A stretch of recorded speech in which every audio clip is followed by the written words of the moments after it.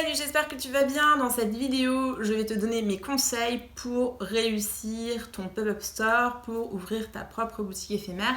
J'en parlais dans une vidéo précédente où j'expliquais c'était quoi les avantages de participer à des pop-up stores, d'en faire en tant que jeune créateur, mais c'était quoi aussi les inconvénients. Et comme je l'expliquais, moi, de mon expérience, j'ai arrêté de participer à des pop-up stores parce que voilà, ça fait 7 ans que j'ai lancé ma marque et j'en ai tiré mon expérience. Mais par contre, j'ai eu l'occasion d'ouvrir mon propre pop-up store, je vais y arriver.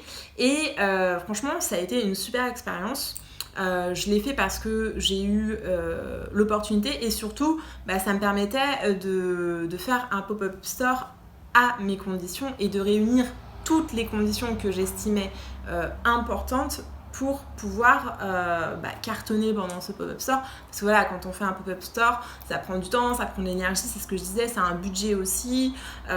Donc voilà, l'idée c'est quand même de le rentabiliser, de gagner de l'argent. Enfin voilà, on est là aussi pour vivre de notre passion. Enfin j'imagine que si tu regardes cette vidéo, c'est que tu as envie de lancer ta marque de fringues, de chaussures, de bijoux, de sac à main peut-être, enfin j'en sais rien. Mais que voilà, tu te dis ok, j'ai envie de lancer mon projet, j'ai envie de lancer ma marque et j'ai envie d'en vivre. Donc justement, je vais t'expliquer ici pourquoi et comment j'en suis venue à créer mon propre pop-up store et je vais te donner mes conseils pour que toi aussi tu puisses ouvrir ta propre boutique éphémère et que tu puisses cartonner avec ton pop-up store et voilà, que vraiment parce que voilà, pour moi ça a été une première, il n'y avait pas de checklist nulle part, j'ai un peu appris au fil de l'eau, j'ai gardé de ce que j'avais vécu avec mes précédents pop-up stores auxquels j'avais participé, mais c'était la première fois que j'en organisais et franchement j'ai trouvé que c'était top, mais ça aurait été encore plus facile si j'avais eu une checklist toute faite et donc c'est ce que je vais te donner ici. Si tu ne me connais pas encore, moi c'est Nati, je suis Nati, la créatrice de la marque Inalen, c'est une marque de sac à main pour femmes que j'ai créée il y a maintenant 7 ans, en 2013. Et donc voilà, je vis de cette marque et j'ai créé Marque Mastery pour que toi aussi tu puisses cartonner avec ta marque et que tu puisses vivre de ta passion. Parce qu'il y a encore beaucoup de personnes qui pensent que c'est pas possible, il y a beaucoup de personnes qui pensent qu'il faut avoir 50 000 followers pour gagner sa vie avec sa marque, il y a des personnes qui pensent qu'il faut faire une école de mode pour pouvoir vivre d'une marque et en fait je suis l'exemple qui te prouve que c'est pas du tout le cas et qu'en suivant une méthode et puis des actions très précises, eh bien tu peux réussir à construire un business rentable, tu peux construire ta marque rentable. C'est d'ailleurs l'objet de mon guide que tu peux obtenir. Le lien est en barre de description de cette vidéo. Donc je t'invite à l'obtenir si tu as envie d'avoir un guide qui te donne la méthode et qui va t'accompagner en pas à pas. J'ai vérifié partout, ça n'existe nulle part. Et le contenu, il est comme moi, il est comme ces vidéos, c'est no filter. J'ai pas le temps de faire des bandes annonces de fou avec des bandes sonores, des bandes originales. Enfin voilà, non, j'ai pas le temps. J'ai pas le temps de faire semblant, je suis pas une vraie youtubeuse en fait. Donc là vraiment l'idée c'est de te donner un maximum de contenu, un maximum de valeurs qui toi vont te servir de manière très concrète, très pratique. C'est ce que je partage aussi avec les personnes que j'accompagne. J'ai un groupe Facebook, si tu as des questions à poser tu peux aussi le rejoindre, le lien est dans la barre de description. Là-bas je partage aussi du contenu, on répond aux questions quand il y en a. Enfin voilà, du coup l'idée moi c'est vraiment d'apporter du contenu, d'apporter des conseils, de partager mon expérience auprès de tous ceux, toutes celles qui ont envie de monter leur marque, qui ont envie de vivre de leur business et qui se lancent quoi, tout simplement. Alors, on va commencer. Je me suis fait un café, une fois n'est pas coutume, parce que la journée a été longue et je me suis fait une petite liste pour être sûre de ne rien oublier. Alors, ouvrir une boutique éphémère, comment réussir ton pop-up store? Je vais te donner ma méthode, mes conseils, ce que j'ai appris moi de mon expérience. Alors, pour ton info, il y a 2 ans maintenant, ça va faire 2 ans ou 1 an et demi, je sais plus, enfin voilà, 1 an ou 2 ans, je sais plus, je suis un peu perdue, mais en gros, j'ai monté un pop-up store de 2 semaines dans le Marais avec 5 autres marques et ça a été une super expérience. Tout le monde a été super content, tout le monde a bien vendu, c'était un pop-up rentable, c'est-à-dire qu'on a gagné de l'argent, toutes les marques ont gagné de l'argent et on n'était pas juste là pour rentabiliser son stand. on a fait une vraie boutique. C'est-à-dire que ce qui se passe souvent dans les pop-up stores, les pop-up créateurs, c'est que tu as des stands, tu vois. Donc en fait, chacun son stand, chacun son univers. Et quand les gens y rentrent, c'est clair que c'est voilà, un truc de créateur. Et donc finalement, soit ils font le tour des stands, mais souvent ce qui se passe, c'est qu'ils vont voir 2-3 stands et après ils s'en vont. Parce que c'est pas comme dans une boutique. Et quand tu t'approches d'un stand, t'as toujours, mais même toi en tant que client, tu vois, t'as toujours cette appréhension de quelqu'un qui va venir, qui va vouloir te parler. Et donc en fait, faire ça pendant les 10 stands des 10 créateurs, t'as juste pas envie. Et ça se comprend, tu vois. Donc voilà, souvent les personnes elles rentrent, elles font un petit tour, elles checkent rapidement et puis elles s'en vont. Mais elles prennent pas le temps de flâner comme ça peut être le cas. Comme ça peut être le cas quand tu rentres dans une boutique où finalement toutes les choses, enfin il y a plein d'objets différents et tu peux prendre le temps de laisser ton esprit vagabonder, tu peux prendre le temps de découvrir. Je fais une petite pause juste pour te dire que je découvre qu'on fait des travaux quelque part dans le bâtiment, donc je ne sais pas si tu l'entends dans cette vidéo, mais je suis désolée, je pensais pas qu'on aurait ce problème. Mais j'espère qu'avec le micro que j'ai, tu m'entends suffisamment bien et que ça couvre ce bruit qui n'est pas hyper agréable, mais là vraiment je n'y peux rien, donc je vais poursuivre. Alors, la première chose à faire quand tu veux te lancer sur ton pop-up store, ton propre pop-up store, que tu as envie de faire une vente éphémère, c'est d'identifier les objectifs. C'est quoi l'objectif de ton pop-up store? Est-ce que c'est de vendre? Absolument, je sais pas, est-ce que c'est une opération spéciale que tu veux atteindre, tu veux faire des ventes, avoir un objectif de chiffre d'affaires? Est-ce que ton objectif c'est d'avoir un maximum de contacts et donc d'avoir un maximum de trafic pour pouvoir agrandir ta communauté, agrandir ta liste de prospects? Est-ce que c'est une opération de visibilité tout simplement parce que derrière tu vas inviter des influenceuses, tu vas faire de la presse, tu vas avoir un communiqué de presse, enfin, tu vois, est-ce que tu veux avoir de la visibilité? Et donc là c'est vraiment un outil de communication. Donc c'est pas du tout la même façon d'aborder les choses si tu es sur un pop-up store où l'objectif c'est de vendre ou si l'objectif c'est de communiquer. Parce que si ton objectif c'est de communiquer, eh bien tu vas pas être dans une logique de rentabilité, tu vas vraiment être dans une logique de réussir ton opération de com. Et donc tu vas mettre l'accent sur la déco, sur la façon dont tu vas contacter les personnes, sur ta communication avant, pendant, après. Donc tu vas pas lésiner sur les dépenses. Enfin voilà, tu vas être dans cet objectif de notoriété, visibilité, opération de communication.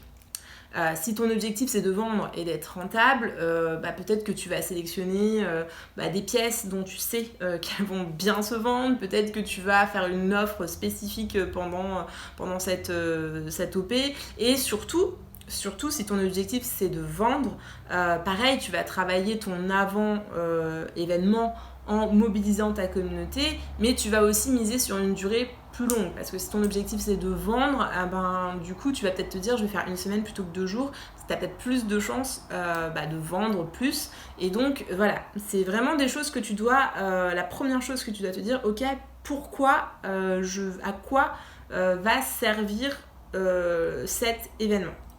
La deuxième chose à faire, c'est, tu vois, je te parlais des coûts justement si tu veux faire une opération de com, mais c'est te dire, ok, c'est quoi la rentabilité estimée de ton événement.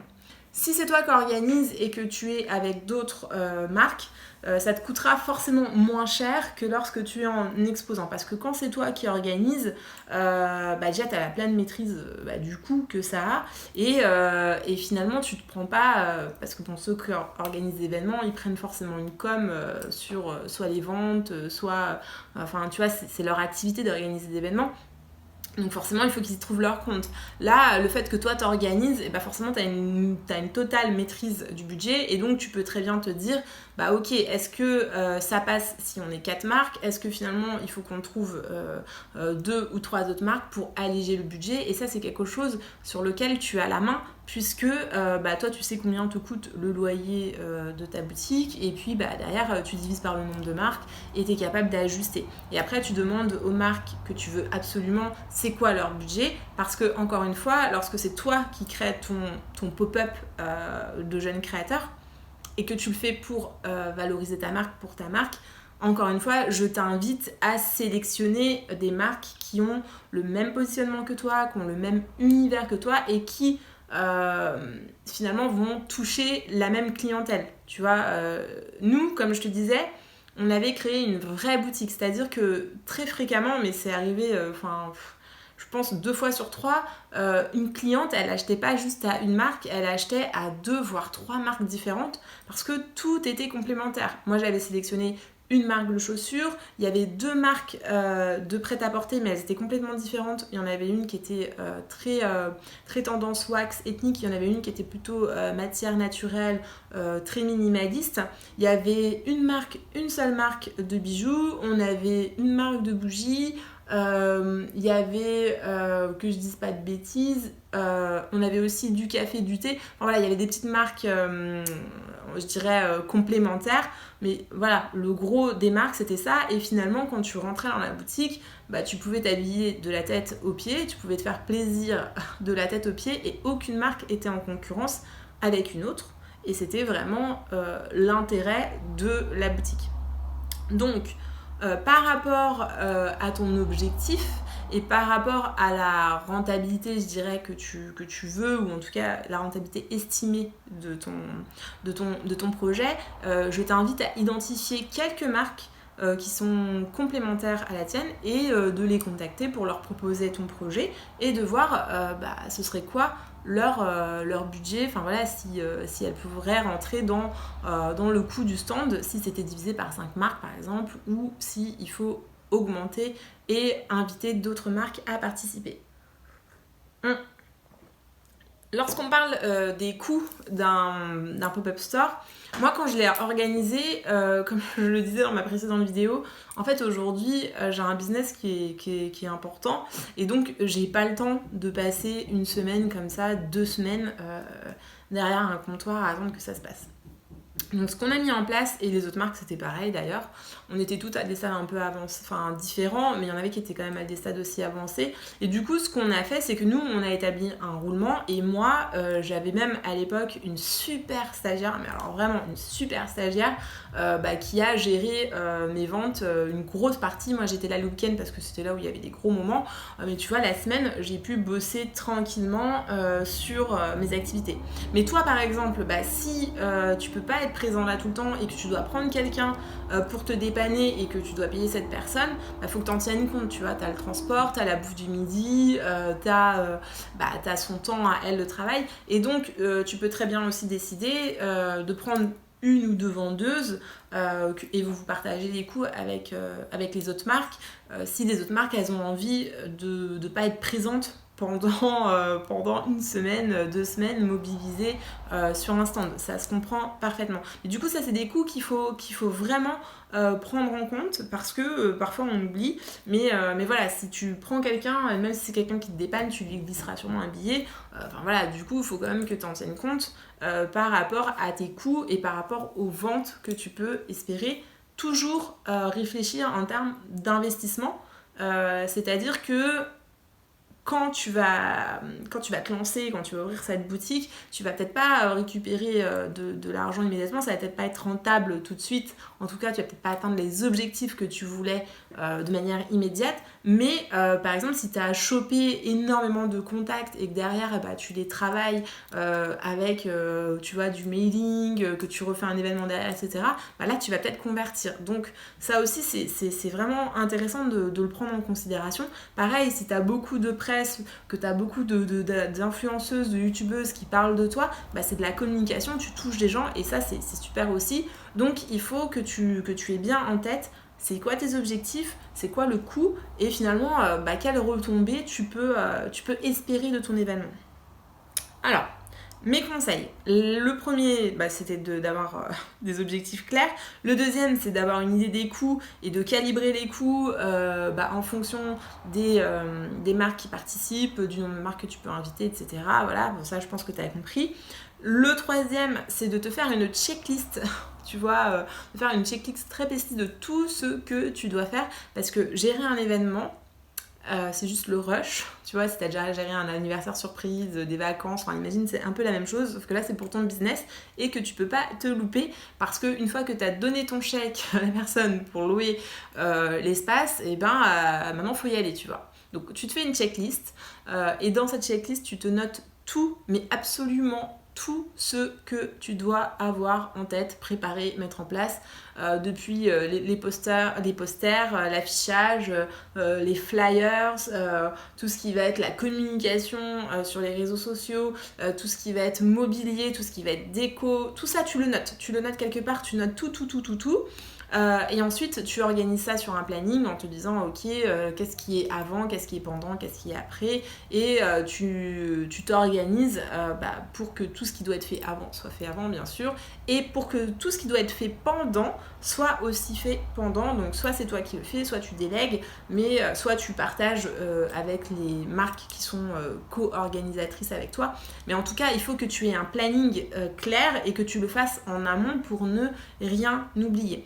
Le moyen de paiement, c'est hyper important. Il n'y a rien de pire que de rater une vente parce que tu n'as pas le moyen de paiement pour soit accepter la CB, soit avoir de l'espèce. Enfin, c'est juste horrible. Donc, je te conseille avant l'événement de tester ton moyen de paiement, de vérifier que ça fonctionne, de te renseigner si tu as la Wi-Fi ou la 3G ou quoi que ce soit, que ton téléphone ça passe là où tu es, pour pouvoir encaisser avec la CB par rapport à ta solution de paiement. Et si tu veux payer en espèces aussi et que tu as les autres marques, il faut bien gérer une caisse commune et fixer des règles pour être sûr qu'il n'y a pas de souci à la fin et que tout le monde s'y trouve. Donc tu peux avoir un petit carnet de recettes par exemple, c'est très bien, et de définir des règles. Est-ce qu'on encaisse les ventes les unes pour les autres? Oui, non. La plupart du temps, c'est quand même oui. Et voilà, enfin, tu vois, comment c'est noté, c'est quoi l'inventaire, etc. Donc ça, c'est très important. Comme je te disais, le mobilier aussi, si tu fais du prêt-à-porter, si tu as des vêtements, du prêt-à-porter, si tu as des chaussures, des paniers, j'en sais rien, il faut qu'il y ait des éléments de décor. Donc, les éléments de décor pour meubler ta boutique, tu te fais une liste de tout ce que tu aimerais, et puis pareil, tu peux demander aux marques qui participent leur contribution, ou tu peux commencer à prévoir qu'est-ce que tu amènes, qu'est-ce que tu amènes pas, et ensuite tu as toute la logistique de comment tu fais pour amener tout le mobilier que tu as identifié jusque là-bas. Et donc c'est des choses vraiment, je t'invite à faire une checklist, c'est pas des blagues, ça sert à rien de garder tout dans ta tête parce que tu vas faire un burn-out, tu vas péter un câble, et il vaut mieux avoir tout listé, et au fur et à mesure que tu traites, tu rayes, et tu verras, ça redescendra et tout se passera bien. Alors, mon conseil pour que ton événement se passe super bien, c'est de communiquer largement en amont. C'est très important, tu vois, de ne pas communiquer la veille de ton événement. Il faut que tu communiques. Je pense une bonne communication, c'est au moins 2 semaines avant. Tu vois, 15 jours avant, ça commence à être plutôt pas mal parce que les gens, ils ont de la visibilité. Surtout, ça, tu vois, si tu as un pop-up qui dure 2 semaines ou 1 mois, tu peux te permettre de communiquer tardivement. Par contre, si tu as un pop-up qui est très court, sur 3-5 jours, tu vois, il faut que tu donnes rendez-vous aux gens bien plus tôt. Déjà parce qu'il faut que tu mobilises ta communauté, mais il faut aussi que les personnes qui participent à ton événement mobilisent leur communauté. Donc tu peux très bien avoir un visuel commun et de définir des règles avec un calendrier. Et c'est pour ça que je te disais de faire une checklist avec un calendrier de quand est-ce qu'on communique, qui communique, c'est quoi la fréquence. Enfin, il faut inviter son cercle proche, il faut inviter, il faut relancer et il faut en parler. Parce que les gens, si tu veux, ils vont pas... c'est pas parce qu'ils vont voir ton post une fois qu'ils vont se déplacer. Donc, il faut vraiment donner un rendez-vous aux personnes. Donc, moi, je t'invite à communiquer beaucoup en amont. Et je te conseille même de faire ce qu'on appelle un apéro d'ouverture, tu vois, où tu invites vraiment ton cercle proche, les gens qui connaissent bien ta marque, tes premières clientes. Et tu les invites. Et tu leur donnes le privilège de découvrir les pièces en premier, de pouvoir discuter avec toi, t'offres l'apéro, tu payes ton coût, enfin tu vois, tu fais les choses un peu bien, de manière vraiment très conviviale, et tu verras que vraiment c'est hyper apprécié, parce que c'est ce genre de petits moments qui te démarquent en fait des grosses marques. C'est des choses que nous, on peut se permettre quand on est plus petit créateur. On peut être là, on peut accueillir directement nos propres clientes, et ça, c'est un vrai plus. Et donc, je t'encourage à organiser ça en amont. Tu peux organiser un DJ set si tu connais quelqu'un, un petit concert acoustique, quelque chose d'un peu private, tu vois, d'un peu sympa, d'un peu hype. Et ça va faire venir des personnes qui seront hyper contentes d'avoir cette invitation et le privilège de participer à cet apéro, à cet opening pour ton événement. Donc ça c'est vraiment quelque chose que tu peux mettre en place, et franchement t'as pas besoin d'avoir un budget de fou pour pouvoir faire ça. Si vous êtes 5 ou 6 marques, à 5 ou 6 marques, vous pouvez vraiment avoir une petite enveloppe. Vous pouvez vraiment avoir une petite enveloppe pour pouvoir gérer cet apéro de manière très sympathique. Alors, ensuite, il faut communiquer pendant ton événement. C'est très important de communiquer pendant l'événement, de profiter de ce temps-là aussi pour créer du contenu. Souvent, quand on est une petite marque, c'est ça qui nous manque, tu vois, c'est du contenu, c'est des photos de gens avec nos produits, c'est des photos, c'est des témoignages, c'est des avis des personnes. Donc, profite de c'est de la mise en scène de produits. Tu vois, de la jolie mise en scène, des jolies photos. Profite de ce temps-là pour prendre et créer énormément de contenu et de communiquer non-stop. Tu dois communiquer non-stop par rapport à cet événement, et tu dois dire aux marques qui sont participantes d'en faire autant, parce que ça participe au succès de l'événement collectif, ça participe au succès du pop-up store. Donc ça, c'est très important. Et un autre point qu'on oublie aussi, c'est de communiquer après l'événement. Donc c'est bien, tu vois, si par exemple tu as récupéré des mails de personnes que tu as rencontrées à l'événement, c'est bien de leur faire un mail, de les remercier de t'avoir fait confiance, d'avoir pris le temps de discuter avec toi. Et voilà, c'est très important de tout de suite après ton événement d'enclencher une première relation de confiance, et aussi par rapport à ta communauté, de faire un petit bilan, de dire comment ça s'est passé, de partager des photos souvenirs, parce que du coup ça donnera envie peut-être aux personnes qui n'ont pas pu venir et qui auraient voulu vraiment d'être là la prochaine fois. Donc ça, c'est quelque chose qui est important. Il faut communiquer avant, pendant et après de manière très soutenue. Il faut profiter du moment pour créer beaucoup de contenu, prendre beaucoup de photos, prendre des vidéos et avoir plein de stocks de contenu pour communiquer pendant les prochaines semaines, les prochains mois. Je t'ai dit de récupérer des contacts, et tu as compris à quoi ça sert, hein. Je pense que ça, il n'y a pas de secret. Moi, ce que je te conseille vraiment, mais c'est ce que je te disais un petit peu en préambule de ma vidéo, c'est de créer un univers qui va te différencier, votre pop-up store. C'est-à-dire qu'il faut une thématique, tu vois. Si tu viens dans une boutique qui est un peu vide, vous êtes 6 créateurs et que vous posez tout sur des portants et sur des tables, c'est un peu bof, quoi. Tu vois, c'est un peu bof. Il faut quand même que tu travailles un peu la déco, que tu donnes un thème à ton pop-up, que tu donnes un nom même, que tu travailles sur un visuel, que tu travailles sur des flyers. J'en ai parlé, il faut que tu imprimes des flyers, et il faut prévoir du temps à flyer. Ça, c'est un élément clé. Moi, je l'ai vu de mon expérience quand j'ai participé à des événements, à des pop-up en tant juste qu'exposante. La différence, elle est flagrante entre les pop-up où ça fly et les pop-up où ça fly pas. Les pop-up où ça fly pas, t'as quand même une traction qui est beaucoup moins importante, parce que les gens ils rentrent pas dans une boutique comme ça, tu vois. Même si t'as une très jolie vitrine, les gens ils font leur vie, ils se baladent. Alors que quand tu fly, si t'as quelqu'un, et ça c'est un budget, je pense qu'il faut prévoir, ou alors il faut prévoir une rotation. En tout cas, il faut que t'aies des personnes qui fly à des moments clés, les sorties de bureau, le soir, le week-end, c'est très important pour que les gens qui se baladent aient envie de rentrer, te découvrent. Donc il faut imprimer des flyers, il faut inciter les personnes à flyer et il faut avoir une signalétique visible en extérieur. Donc je sais pas, tu prévois des ballons, une pancarte, ce que tu veux, mais il faut que de l'extérieur ce soit remarquable et c'est le côté différenciation, c'est le côté déco. Il faut vraiment que dans ta boutique, tu la réfléchisses comme un endroit sympa où les gens ils ont envie de rentrer et il se dégage quelque chose de cohérent. Alors, nous, on avait fait le choix de faire une vraie boutique où tous les produits étaient quasiment mélangés. Vraiment, tu avais, les sacs qui étaient dans un coin. Alors, on avait tout un stand plus ou moins... tu vois, les vêtements, ils avaient chacun leur portant. Mais après, on avait vraiment fait des associations sur les îlots au milieu, tu vois, sur des tables d'exposition au milieu, où tu avais des pochettes qui étaient à côté de bijoux, qui étaient à côté de sandales. On avait mis des bougies. Enfin, voilà, c'était vraiment mélangé. Et du coup, les gens, ils pensaient même qu'on était une vraie boutique, tu vois. On avait des personnes qui nous disaient ah bah c'est nouveau et tout, des personnes du quartier, et quand on leur disait bah non on est là pour 2 semaines, elles étaient hyper déçues.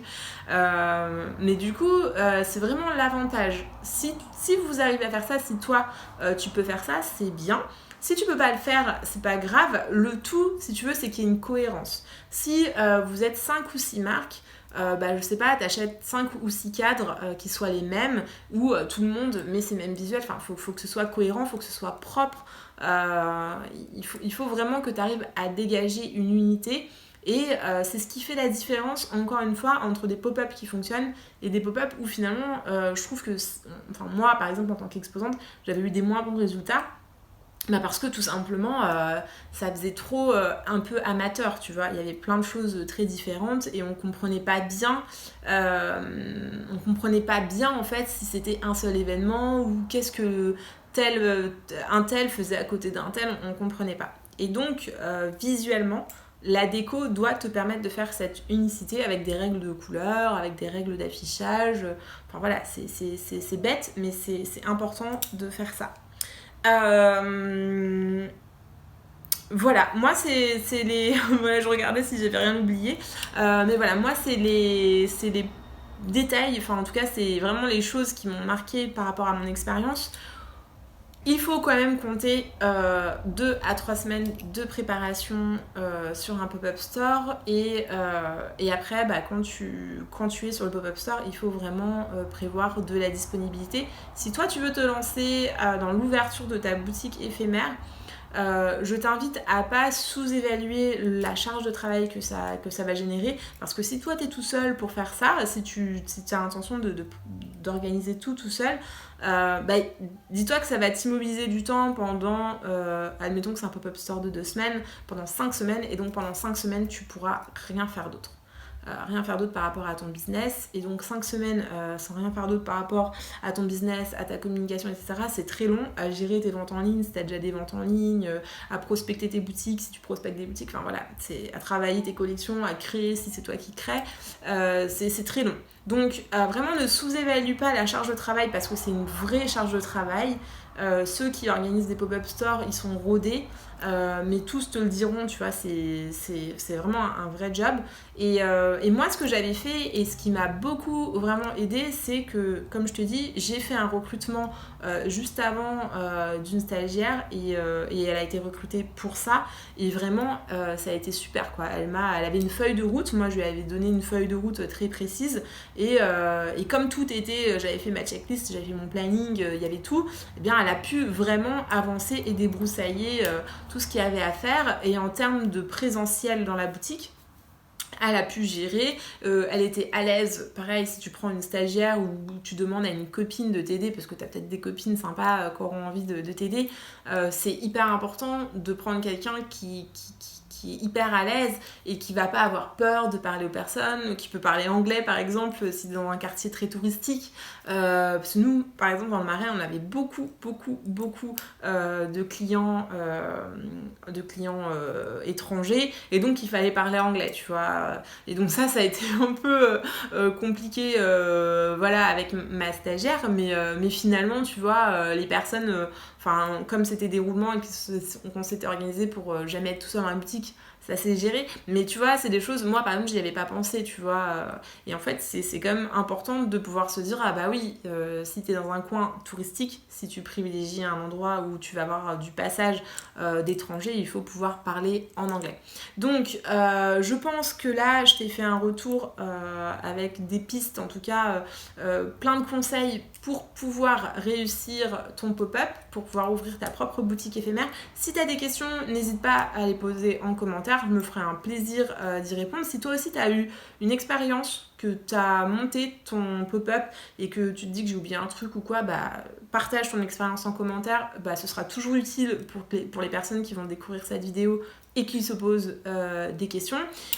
Si tu te dis que c'est cool, ça t'a donné envie et que toi tu vas te lancer dans l'aventure de monter ton propre pop-up store, je t'invite à liker cette vidéo, ça me fera hyper plaisir, et t'abonner à la chaîne si c'est pas encore fait. Et voilà, je pense que c'est à peu près tout. Je t'ai donné toutes les infos qui sont utiles et je te souhaite vraiment plein de succès si tu ouvres ta propre boutique éphémère très bientôt. Et si tu te demandes si ça vaut le coup ou pas, si tu en es au tout début, je t'invite à regarder ma vidéo sur les avantages et les inconvénients de vendre en boutique éphémère pour avoir une idée précise si oui ou non c'est fait pour toi et si ça vaut le coup de tenter l'aventure. C'est tout pour cette vidéo, j'espère que ça t'aura plu et je te dis à la prochaine. Salut!